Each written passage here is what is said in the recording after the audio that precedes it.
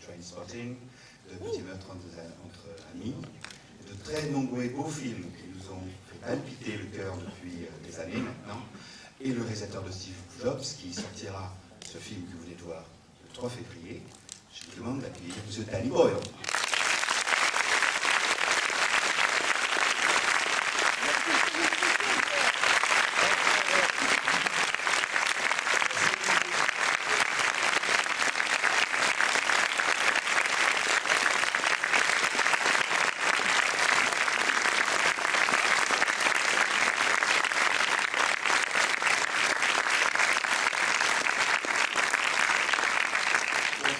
Bonsoir, pardonnez-moi, je ne parle pas français. Mais vous êtes très gentil. Merci.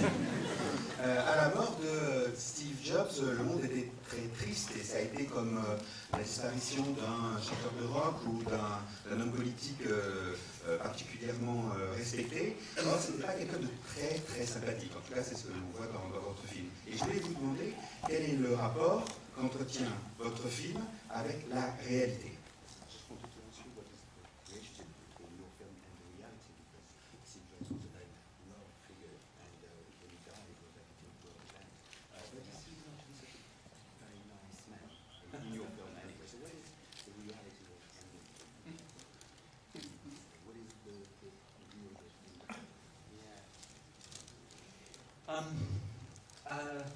It's so difficult to answer this because there is no real Steve Jobs. He's dead. He died 4 years ago. C'est difficile de vous répondre parce que il n'y a pas de vrai Steve Jobs. Il est mort il y a plusieurs années déjà. So this is our version of him, and there'll be other versions. There's a great documentary by do you know his name? The documentary filmmaker who made it. I've forgotten his name. Sorry. Anyway, there's a documentary version which is another slightly different version of him. Donc là, c'est notre version de Steve Jobs. Il y aura d'autres gens qui feront d'autres versions de Steve Jobs. Il y a eu un documentaire fameux dessus. Voilà ce que nous avons fait de lui. We wanted to make a drama about it, and one of the things you would say, really, is that none of this happened, but all of it is true. Il y a plusieurs façons de le faire, bien sûr, et nous, ce qu'on peut dire de notre film, c'est que rien de ce que vous avez vu ne s'est réellement produit, mais tout est vrai. And that's kind of funny, but actually, I think it's true, and it's something. It was really interesting. Something Stanley Kubrick said about the truth in movies, which is that you find the truth in movies not in the facts, and facts are impossible, as we know, because somebody tells you one fact, somebody else tells you another fact about the same thing. But he said that the truth is in the feel of a movie, and we all have a bullshit detector, all of us. Me, Aaron Sorkin, Michael Fassbender, all the actors, you, and you look at it, and it goes through your bullshit detector, and you go, that's not true, or that's true. It's very, isn't it? We're like that. We go, I don't believe that. You might like it, but I don't believe it. Or you go, yeah, I think I believe that.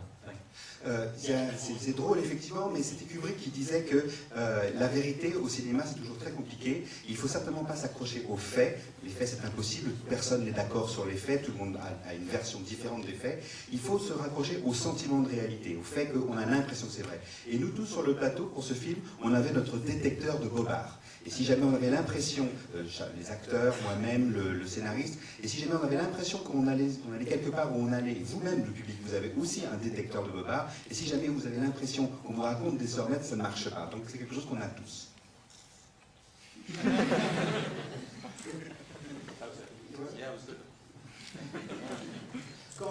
You were right saying about talking about your screenwriter. When your screenwriter Aaron Sorkin wrote The Social Network about Mark Zuckerberg, it was a script with back and forth movement in time, a lot of characters, a lot of places. What was this real script? This one was very different, I suppose, from that one. So, quand votre scénariste Aaron Sorkin a écrit The Social Network sur le fondateur de Facebook, Mark Zuckerberg, c'était un scénario avec des allers-retours dans le temps, avec beaucoup de personnages, avec beaucoup de lieux aussi. Et là, on a vraiment un scénario, semble-t-il, très différent.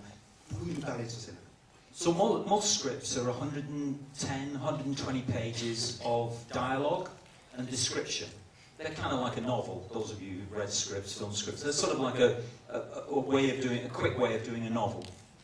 La plupart des scénarios font à peu près 110 pages, c'est une version un petit peu comme c'est un peu un roman. Il y a des dialogues, il y a des indications, il y a des escaliers, et c'est une façon un petit peu de faire comme un roman. But this was 185 pages of dialogue, and no description, no mise en scene, no description of how to do it. Et là, c'était un scénario qui faisait 180 pages avec uniquement des dialogues. Aucune indication, aucune précision technique, aucune indication de mise en scène. 180 pages de dialogue seulement. So it was just there was just an indication that it happened 40 minutes before he walks on stage 3 times. Simplement, il y a juste une indication qui disait que ça allait se passer pendant 40 minutes à chaque fois, chacun des 3 parties, ça durait 40 minutes, avant qu'il entre sur scène, avant qu'il monte sur scène. So it's very, at first you could think it's quite intimidating. How are we, the actors, me as a director, going to fit into that? Because it's everything's so compressed into dialogue. Bien sûr, on pourrait penser que c'était vraiment assez compliqué et intimidant de rentrer, de jouer ce scénario, parce que c'est quelque chose de très compressé au niveau du dialogue, 40 minutes. But it's like Shakespeare, because it's all the code, all the clues, all the answers are in the dialogue. There's, you know, like Shakespeare doesn't write action sequences, and it's just dialogue between people. And in Shakespeare, again, there's only one voice, which is Shakespeare's voice. Because everybody speaks the same. You can get different actors sounding different, but everybody speaks the same iambic pentameters, and, you know. And that's, Sorkin's a bit like that as well. There's sort of one voice. Joanna speaks the same way as Steve. They speak in the same kind of way, I suppose. Et en fait, c'est comme vraiment Shakespeare. Comme dans Shakespeare, tous les codes, toute l'intrigue, tous les sentiments, toutes les réponses aux questions que l'on se pose, tout est dans le dialogue, tout est concentré dans les mots. Et il n'y a pas, par exemple, de scène d'action dans les pièces de Shakespeare, tout est dans la voix. Et aussi, comme dans Shakespeare, dans le scénario d'Aaron Sorkin, tout le monde parle avec la même voix. C'est-à-dire que Johanna et Steve parlent avec les mêmes mots, parlent avec la même voix. C'est quelque chose qui est caractéristique des pièces de Shakespeare. On peut prendre différents acteurs qui ont des différentes voix pour interpréter chacun des personnages, mais ils parlent chacun avec la même langue, avec les mêmes mots. So it was amazing how different it was to Social Network. Because Social Network, which I loved, and which Fincher, who directed that, was meant to direct this, but they fell out. I don't know why. They had a big falling out about money, I think. I don't know. But that movie, I mean, if you look at that movie, the whole movie, people are sitting down virtually the whole time. I've never seen a motion picture where people are sitting down the whole time. It's amazing. And this was the opposite. There was a momentum in this where everybody's clearly not sitting down. You can just feel it in the script. They're up moving around all the time. And so it was very similar, and it's about a tech titan and the human cost of these developments, if you like, to him and to the people who loved him around him. So it's similar in that way, but completely different as well. C'est incroyable de voir à quel point les deux films sont différents. Et par exemple, Social Network, d'ailleurs Fincher, le réalisateur de Social Network, devait réaliser ce film-là. Ça ne s'est pas fait, je ne sais pas vraiment pourquoi, peut-être pour des questions d'argent, mais c'est incroyable de voir à quel point les deux films sont différents. Par exemple, dans Social Network, tout le monde est toujours assis. Et là, dans le film, ils ne peuvent pas tenir en place. Il y a des points communs, le coût humain, surtout pour les gens qui aiment le héros et qui sont ses proches, c'est des choses qui sont vraiment liées dans les deux films, mais je ne peux pas imaginer deux films aussi différents, même s'ils ont été écrits par la même personne. Nous avons dans la salle 2 micros, je crois, qui peuvent bien sûr circuler. N'hésitez pas à profiter de ce moment et à lever la main pour participer au débat et poser les questions que vous avez en tête. Je vois qu'il y a des... S'il vous plaît. Oui. Ah, bonjour. Donc on commence ici et après ce sera... Voilà. Dans le film, je trouve qu'il y a une scène très intéressante, c'est celle sur Alan Turing, qui est montrée subrepticement, mais qu'on ne va pas utiliser parce qu'il n'est pas célèbre, pas à l'époque en tout cas. Il y a eu un film d'ailleurs dernièrement, donc c'est peut-être plus très vrai maintenant, il y a un film sur Alan Turing avec Benedict Cumberbatch. Et ma question c'est, finalement, on le voit bien dans l'opposition avec Wozniak, c'est quelqu'un qui va rester dans l'ombre, alors que Steve Jobs, c'est quelqu'un qui va appartenir à la lumière, qu'on va montrer, qu'on va pleurer peut-être un peu trop. Et ça, c'est dû aux médias et à ce que vous faites, ce à quoi vous contribuez. Le fait qu'effectivement, vous choisissez lui, de faire un film sur lui, plutôt que sur Wozniak. Ma question, elle est sur le mérite. Est-ce que vous croyez qu'on n'a pas déjà beaucoup parlé de Steve Jobs ?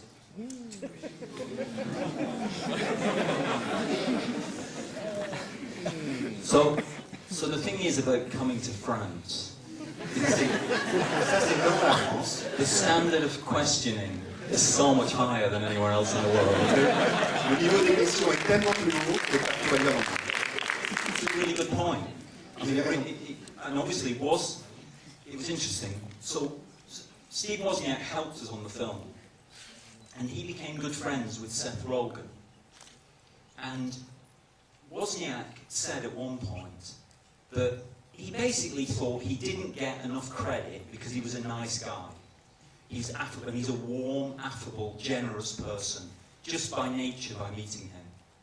And it was interesting, because he's a mathematical genius, you know, in terms of that computer. A genius far greater than anything Jobs had to contribute. And Seth said at one point, he said it's a bit like being a comedian, a nice comedian. Nobody takes you seriously. And it's true, because I think Seth is a wonderful actor, but everybody thinks because he's a nice guy, they give all the reviews to the really difficult, troublesome actor who's, you know, who has a reputation. So it was interesting, they bonded over that. Vous avez tout à fait raison de poser cette question.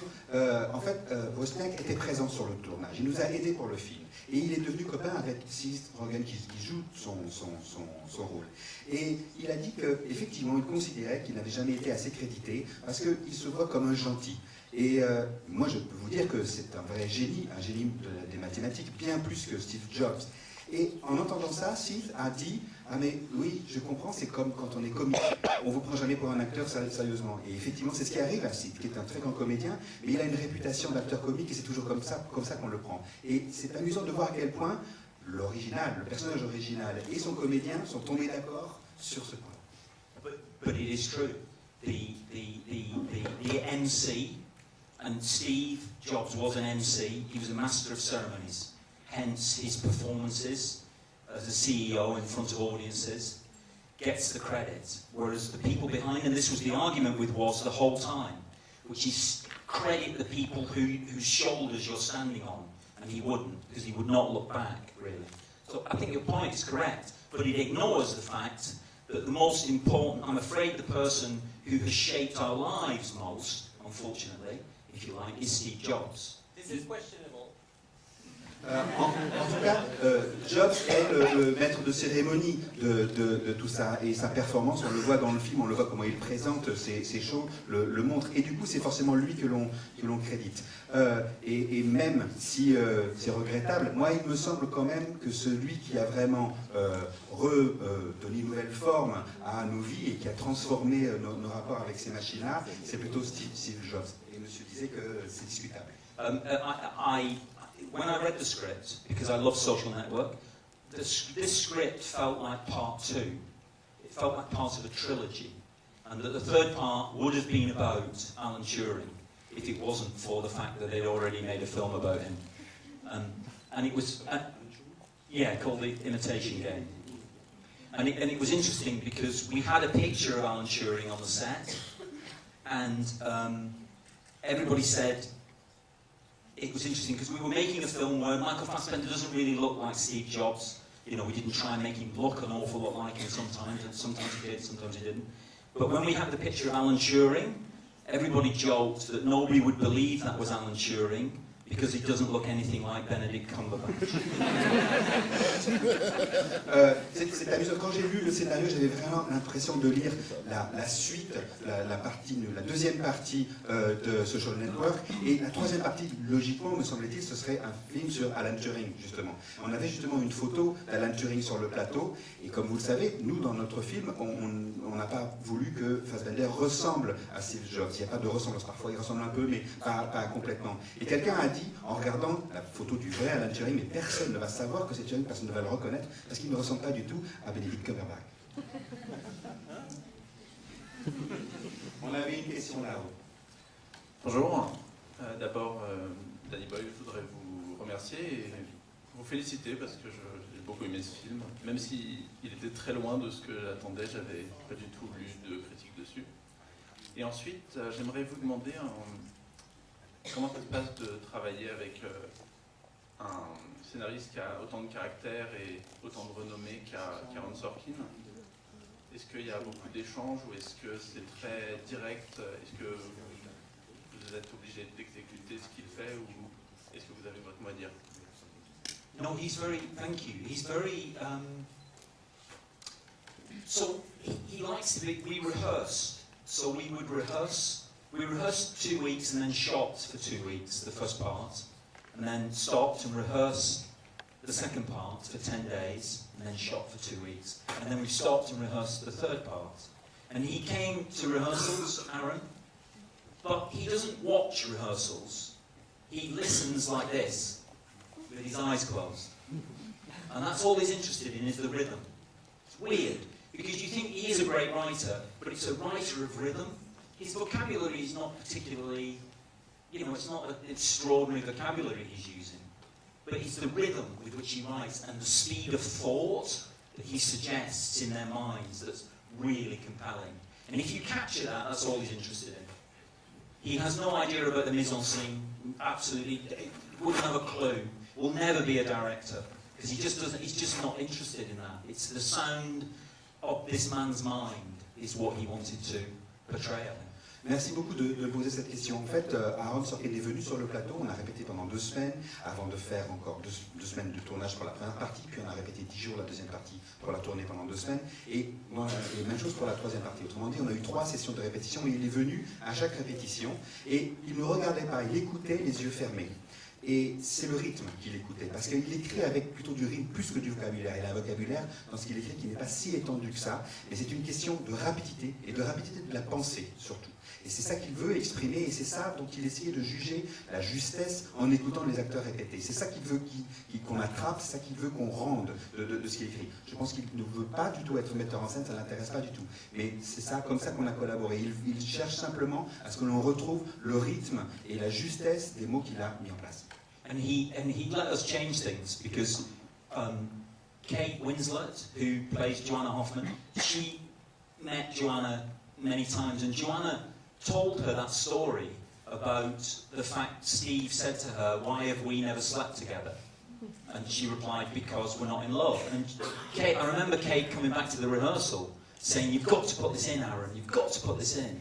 And he put that in, and in the third act, when Woz is sitting in the audience and confronts him in front of the whole of the team of young Apple workers, that was my idea, because in the script it was in the dressing room, and so he rewrote the scene so it happened in public, you know, in front of the acolytes, the new, like, they're like prototype Apple store workers with their t-shirts, and they were devoted to the boss, and it was great to be able to see Wozniak fighting in front of them, that these two titans battled, you know, who created the company, I guess. Et Aaron a accepté de faire des changements sur le plateau. Par exemple, Kate Winslet, qui était très impliquée dans le film et dans le personnage, avait rencontré la vraie Joanna, et à plusieurs reprises avait travaillé avec elle. Et Joanna, la vraie, lui avait dit, mais il y avait eu cet échange entre nous où j'avais dit, pourquoi est-ce qu'on n'a jamais couché ensemble? Et j'avais répondu, mais parce qu'on n'est pas amoureux. Et ça, Aaron l'a inclus dans le scénario, à la demande de Kate.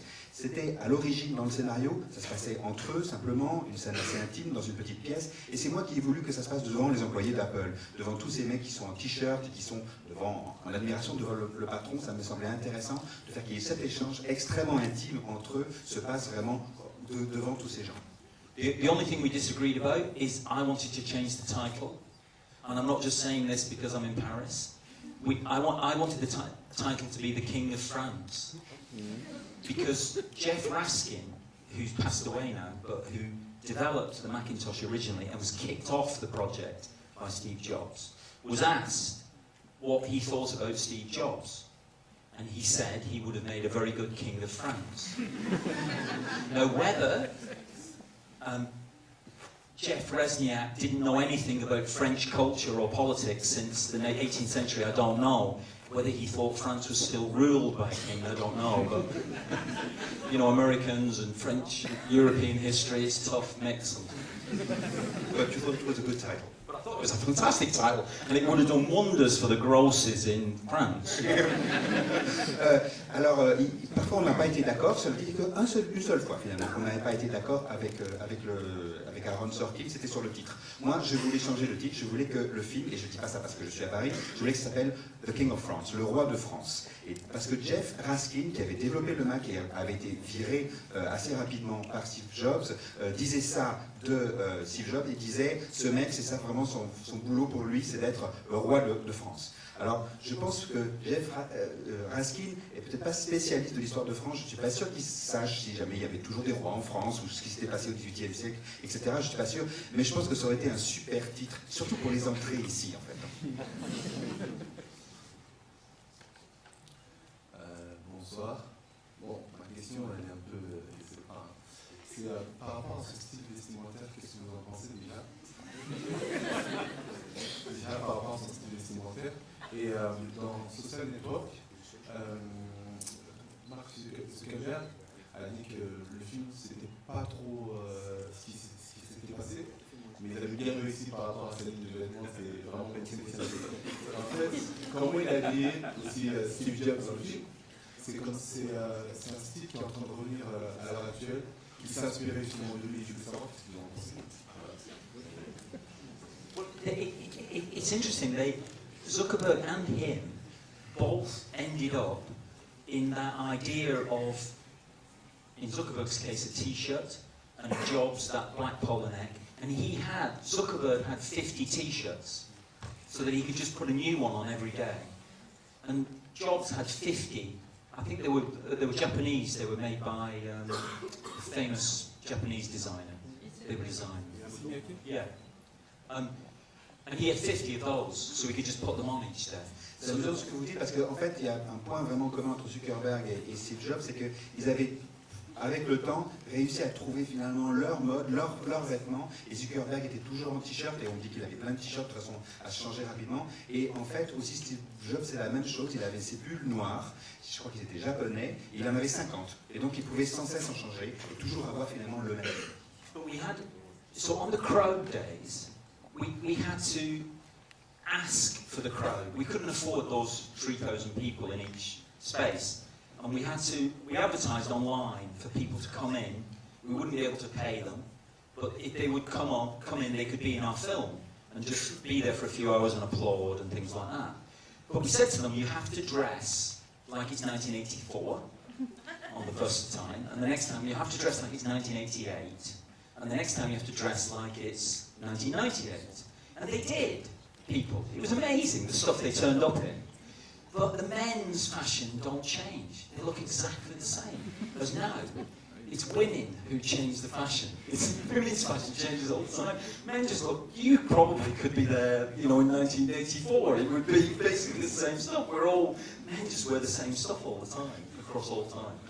Dans les scènes de foule, là où il y a beaucoup de public, on n'avait pas le budget pour faire venir rémunérer 300 personnes. Alors on a passé une publicité sur Internet, on a dit venez être dans le film, venez applaudir, etc. Et vous serez dans le film. Et on a dû leur dire, la première fois que vous vous habillez comme en 1984, la deuxième comme en 88 et la troisième comme en 98. Mais ils l'ont fait. Et ce qui est étonnant en fait, c'est de voir à quel point pour la mode des hommes, les choses n'ont pas changé.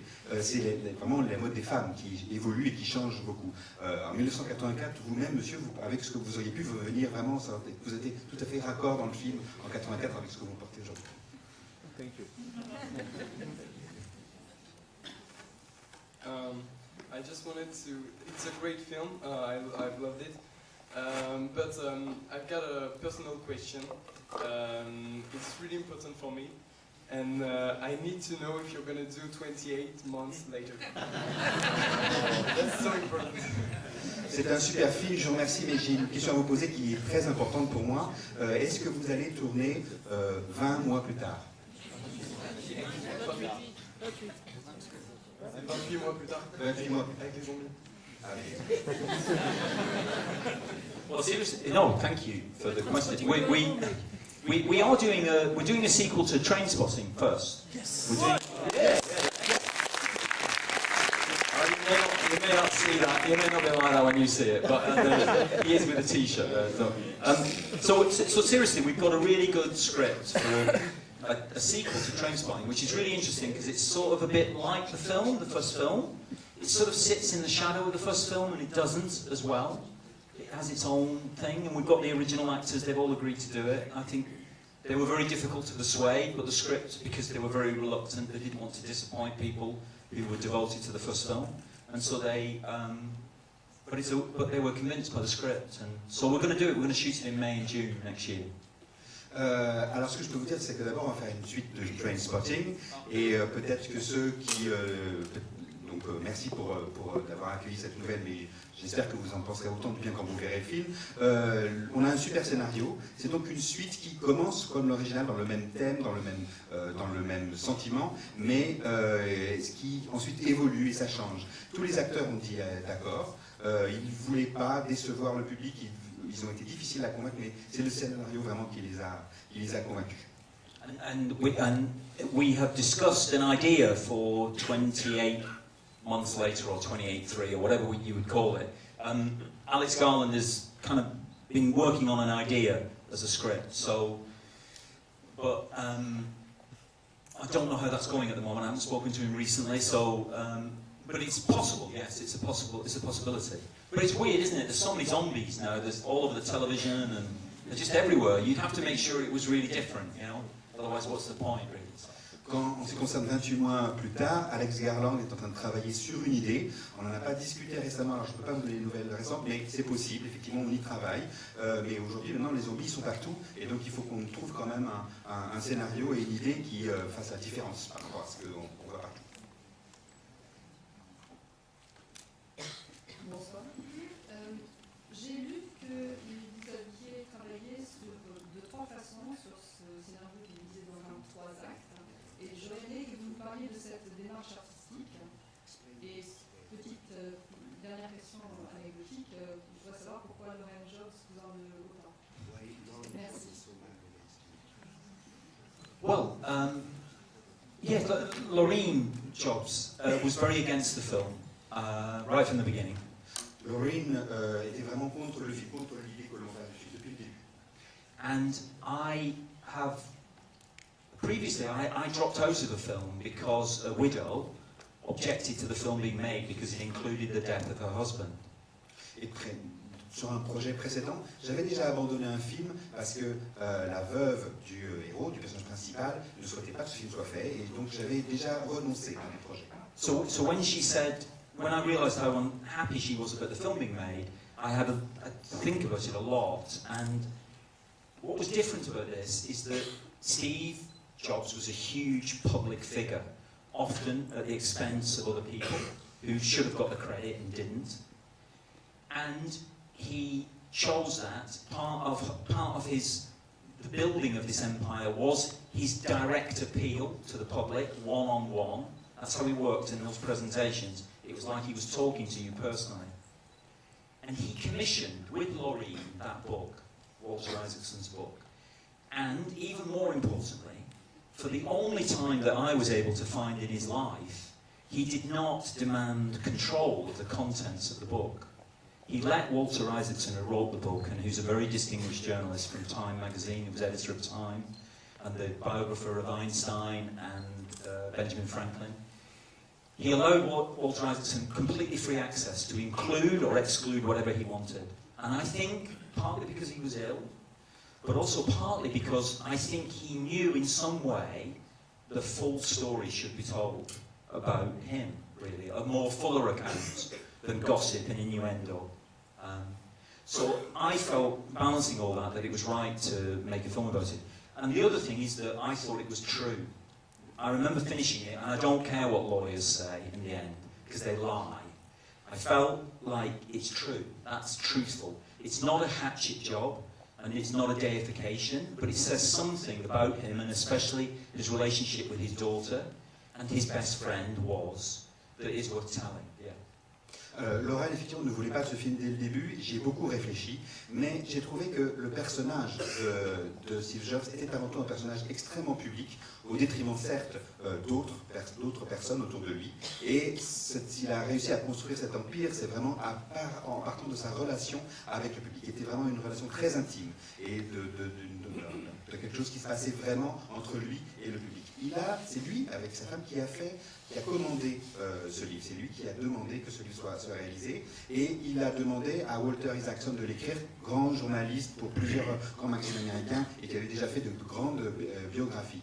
Il a commandé ce livre, mais il n'a pas demandé à le relire. Il était certes malade, mais je pense qu'il savait, que toute son histoire devait être racontée au-delà des racontables, au-delà des gossips, au-delà de choses-là. Il fallait que la vérité soit mise sur le papier. Et peu importe aujourd'hui ce qu'en pensent les avocats, je pense que le film n'est pas une géographie sur le personnage, n'est pas non plus une attaque contre lui. Ça parle de ses amis, ça parle de quelque chose de sa vérité à lui, et je pense que le film est juste. In the 3 acts, we tried to make each section as different as possible within the confines. So each theatre was different, and we tried to reflect something about the story. We rehearsed and shot each one separately, so the actors were different. We dressed them differently, obviously, different clothes for each of them, and for each of the periods. And we had different music for each section, a different score for each one. And we shot on 3 different formats. We shot on 16mm for the first one, because that felt kind of homemade, like they were still in the garage, and it was early days. I mean, he was already worth 400 million, but it felt like he saw himself as a pirate, as a rebel, and it felt like that, like a punk, and that felt like a good format. We used 35mm celluloid for the second act, which is the more operatic, the grand storytelling act, the revenge theme. And then we used digital for 1998, because although digital hadn't arrived in the cinema, and in fact we were, with 28 Days Later, that was the first commercially released digital film, actually, widely released commercial film that was shot on digital. It wasn't common in the cinema by then, but Jobs, of course, had already discovered digital, because he'd released Toy Story, a film that he paid for out of his own money, in 1996, 2 years before that. And I remember seeing Toy Story, as I'm sure you did, and it was like, the world changed. It was like, wow, things going to look like this now. So we tried to kind of bring him up to date by shooting the third act in digital. Il y a à propos des 3 actes, effectivement, on a choisi 3 grandes salles qui soient différentes, même si ce n'était pas forcément celle dans laquelle l'action s'était passée. On a donc choisi 3 grandes salles différentes. À chaque fois, dans chaque acte, on essayait de faire avancer l'histoire d'une façon dramatique, le plus forte possible. Les acteurs portaient des vêtements complètement différents. La musique aussi, la composition, la partition était différente pour chaque fois. Et on a aussi tourné ces 3 actes dans 3 formats différents. D'abord en 16 mm, la première, celle de 1984, parce que cet homme, c'était comme un pirate, cet homme, c'était quelqu'un d'un peu voyou, et on a trouvé que ça redonnait vraiment bien ça. Donc le grain du 16 mm est quelque chose, et la douceur aussi sur les peaux que donne le 16 mm, c'était quelque chose de particulièrement juste, il me semblait. On a tourné la deuxième partie en 35 mm, sur pellicule, en 35 mm pellicule. C'est la scène, le moment le plus grandiose, c'est là où se tournent toutes les choses autour de la vengeance. Et pour la partie de 98, en numérique. Le numérique était très nouveau au cinéma à l'époque, même en fait, on voyait très peu de films dans les salles en numérique, c'était pas du tout l'usage, mais Jobs, lui, savait, parce qu'il avait produit, il avait en tout cas donné l'argent pour Toy Story dès 1996, donc 2 ans auparavant, et il savait qu'on finirait par projeter les films dans les cinémas, à les tourner et à les projeter dans les cinémas en numérique. Et on savait, je ne sais pas si vous vous rappelez, mais moi j'ai vu ce film-là et je me suis dit, waouh, ça change vraiment. Et donc le monde commençait déjà à changer. Et donc en prenant chaque fois un support différent, on a essayé de rendre l'époque et de rendre quelque chose de la sensibilité de ce moment-là dans la vie de Jobs. Yeah. Kate Winslet loved shooting on 16mm because it makes everything very soft. And so she referred to it as 18mm because it made her look 18 again, which she loved. Kate Winslet adorait que l'on tourne en 16 mm parce que le 16 mm donne quelque chose de très doux et très chaleureux pour la peau, et elle, à son âge, elle aimait beaucoup ça, et donc elle a dit, c'est du 18 mm, j'ai l'impression que j'ai 18 ans quand je me vois là.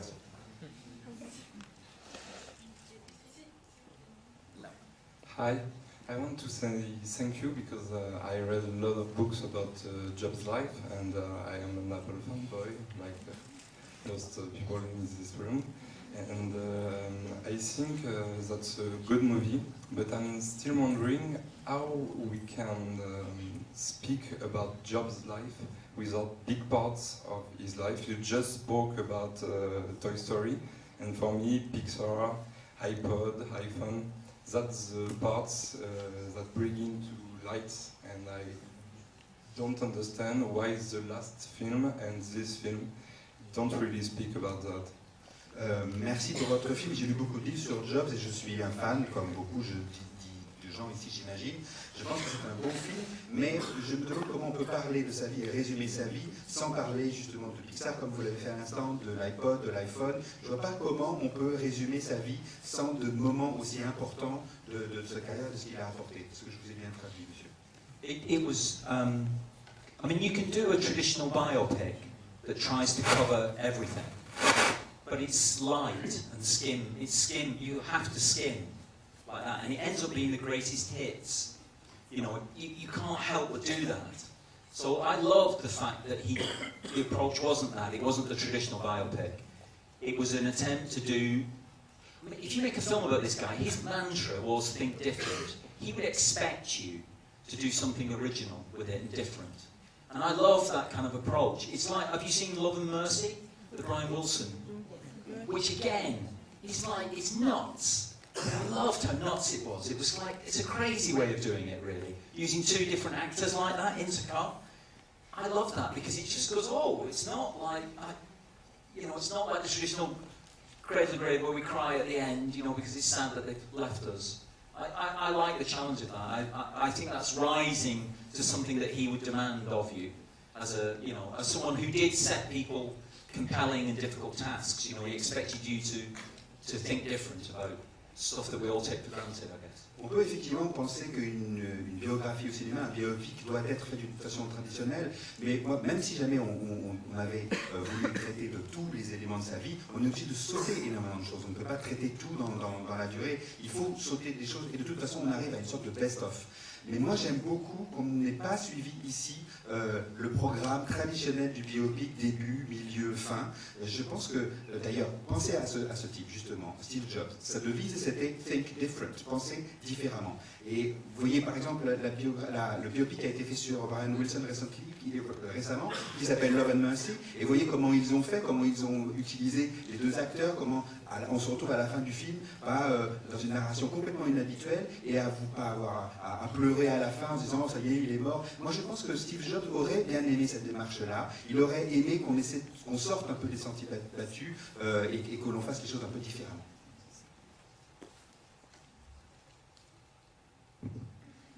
Voilà. Bonsoir.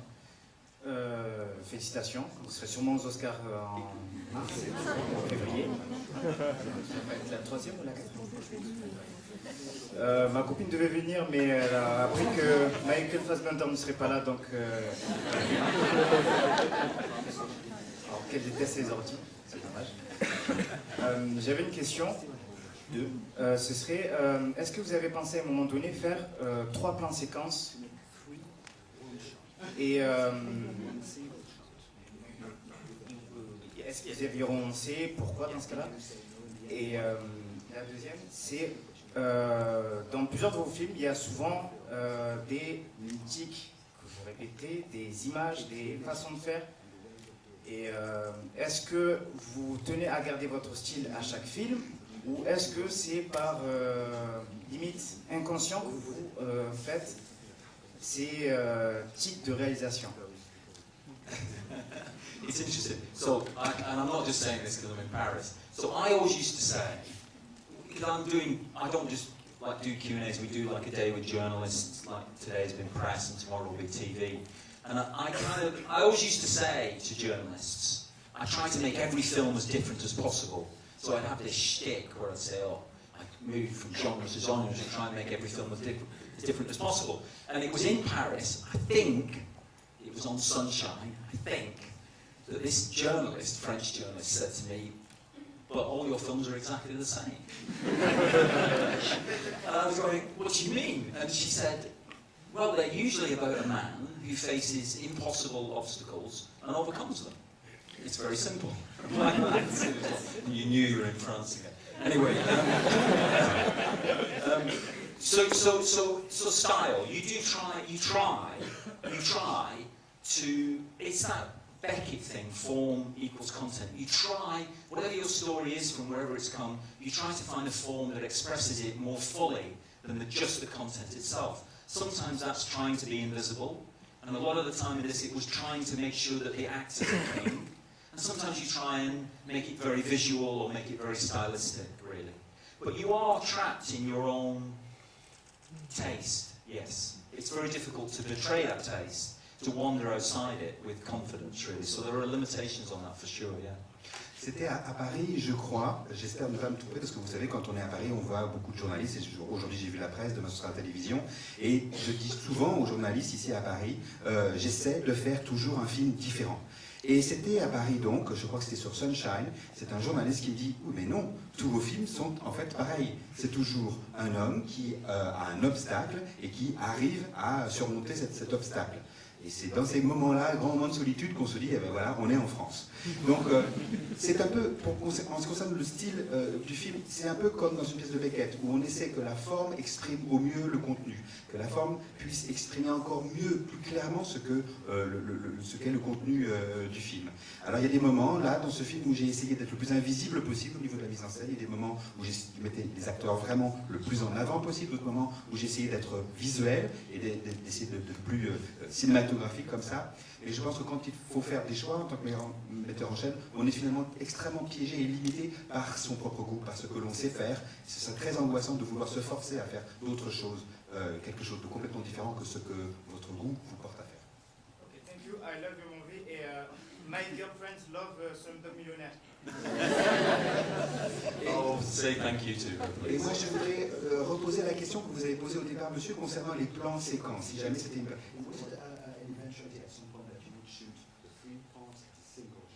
Oh, sorry, yes, the single shots. No. No. Because, actually, I remember when we were preparing, I remember hearing about Birdman coming out. And so I went to see it. The first opportunity I got, I went to see it. And I realised I'd heard they would take that approach, you know. And I decided we weren't going to take that approach. I wanted it to feel continuous, but I didn't want it to feel that it was, the shot itself was an event, you know, and it was an endless tracking shot or anything like that. I wanted the whole thing to have momentum and dynamism, but not to be a one-shot wonder, no. Parce que, en fait, quand je préparais le film, c'était le moment où Birdman sortait. Je savais qu'ils avaient essayé de faire ça, qu'ils tentaient ça. J'ai vu le film et j'ai eu le sentiment que même si je voulais un sentiment de continuité et de durée, et de continuité vraiment dans le plan, je trouvais que de faire un plan unique était vraiment finalement une limitation. Je voulais la dynamique de ça, mais c'était vraiment avec, dans ma façon de faire que j'ai plus obtenu ce que je cherchais à exprimer. Bonjour. J'ai deux questions. En fait, vous avez déjà répondu à la première par petite partie. Mais je voulais savoir comment le film s'est créé visuellement, physiquement. Parce qu'on parle beaucoup du scénario, parce que c'est un grand qui l'a écrit, mais je voulais savoir comment a été créé et pensé le film visuellement. Et la deuxième question, c'était savoir si vous aviez un conseil aux jeunes cinéastes. It was based on the we selected 3 different theatres. They wanted us to film in places like Budapest or London where there was a tax break, but I insisted that we shoot in San Francisco because it felt like it's kind of like the birthplace of this new digital age, really. And I know you guys have thought of Uber in Paris, but in other cities, like that's an example of something that's being born. This algorithm is being born in this city and being transferred to the world. So it felt right to do it there. And then we picked 3 theatres, 2 of which are accurate to the word he launched, and they gave us visual information about how we might find a visual style for it.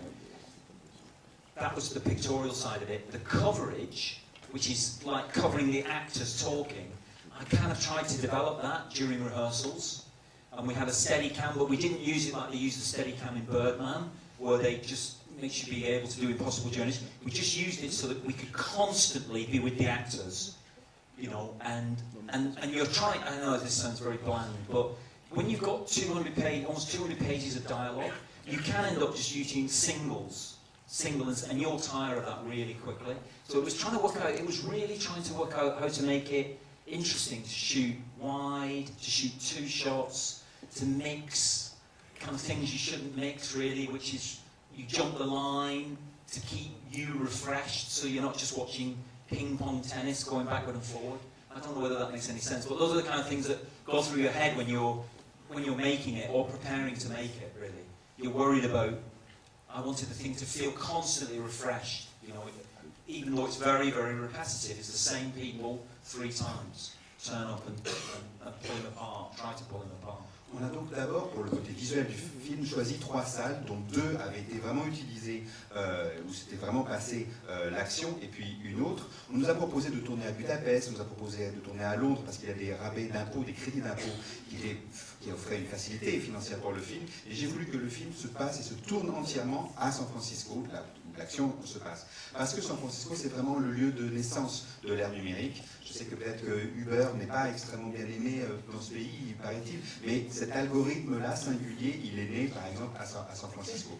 Donc on a utilisé ces 3 salles là-bas sur place, et j'ai voulu utiliser une Steadicam, mais on l'a pas du tout utilisé comme, par exemple, dans le film Birdman, où la caméra de Birdman, finalement, ne fait que traverser et de prendre des chemins qui sont impossibles à faire pour un humain. Moi, je voulais vraiment qu'on soit utiliser la Steadicam pour qu'on soit constamment avec les acteurs. Peut-être que c'est bête à dire, mais quand on a 200 pages de scénario et 200 pages donc de dialogue, on ne peut pas se contenter de filmer simplement un acteur et puis un autre. Et donc on a beaucoup travaillé dans le cadre, ce qui apparaissait à côté, ce qui apparaissait derrière, les plans larges, sur les plans mélanger plusieurs choses qui se disent, qui se jouent dans un seul plan. On a effectivement fait des chants contre chants, mais on a aussi beaucoup fait de sauts d'axes, de façon à ce que, je ne sais pas si techniquement vous voyez ce que je veux dire, mais on a sauté souvent les axes pour que ça réveille le spectateur, pour qu'il se dise, oh là là, il y a un truc qui n'est pas tout à fait normal. On a toujours voulu être vif, on a toujours voulu exciter le regard du spectateur, on a toujours voulu que le film soit frais. Juste la dernière question peut-être. I really enjoyed the movie, especially your point of view, your mise en scène. So I have 2 questions. How long did it take to make a movie like this, from the development to the very last day of production? And did the studio let you all the freedom you wanted to make it? Alors j'ai beaucoup aimé votre film, je vous remercie, j'ai beaucoup aimé votre point de vue sur cette histoire. J'ai 2 petites questions. Est-ce que c'est long à tourner ce film, du développement, de l'écriture jusqu'à la production et la finition du film? Et est-ce que dans ce projet, le studio vous a laissé toute liberté? Yeah, we started work. Really, a film from beginning to end, really, they take you 2 years, usually. By the time you finish promoting them, which I regard as part of the filmmaking process as well. So from start to finish, it's really 2 years. Maybe this was a little shorter, partly because Aaron had already written the script, or the vast part of the script, by the time we began. So it's about 18 months to 2 years it takes. And the studio, yeah, no, and the studio, they were very good actually. They were because we got dropped. I don't know whether you know this. We got dropped by Sony. We were with Sony, and then they got hacked by North Korea. And then Seth Rogen was in a film about North Korea. And it got very complicated indeed. It's like. Du début à la fin, c'est à peu près 2 ans en général pour ce genre de projet-là, et y compris, même on peut rajouter le temps de promo. Pour moi, la promotion d'un film, ça fait partie aussi de la réalisation du film. Peut-être que là, dans ce cas-là, ça a été un peu plus court, parce que le scénario était déjà écrit. Quand on a commencé à travailler, Aaron avait déjà pas mal avancé sur le scénario. Et donc on peut dire que c'est à peu près 18 mois, on va dire, dans ce cas-là. Et concernant le studio a été très généreux, ça s'est très bien passé avec eux, même si, je ne sais pas si vous avez entendu parler, mais vous savez auparavant le projet était Sony, que Sony nous a laissé tomber. Ils ont laissé tomber le projet, et puis ils se sont fait hacker par la Corée du Nord. Enfin, ça s'était très mal fini pour eux cette histoire. Mais enfin voilà, mais en tout cas ça s'est très bien passé avec Universal. But Universal picked it up, they've been exemplary. It's run by this woman called Donna Langley. They're excellent. And even when we told her that we weren't going to save $5 million by going to Budapest or London, we were going to shoot in San Francisco, she was still hugely supportive of the film. So they've been, I hate to finish this by giving a big thumbs up to a studio, to American Hollywood studio, but I'm afraid I have to. They've been very exemplary. Yeah. Oui, Universal a vraiment été exemplaire. Je dois citer Donna Langley qui a été vraiment merveilleuse sur le film, même quand on lui disait, pour rester dans le budget, que alors qu'elle devait tenir un budget que non, on n'allait pas tourner à Budapest, non, on n'allait pas tourner à Londres, on allait rester aux États-Unis. Même elle a toujours gardé le sourire. Et même ça m'embête un peu de finir cette conversation en donnant des louanges à un gros studio américain, mais je dois dire que Universal a été exemplaire. So let's not finish on the big up for the American Hollywood studio. In fact, let's finish with a big thank you for the amazing translation of Harold.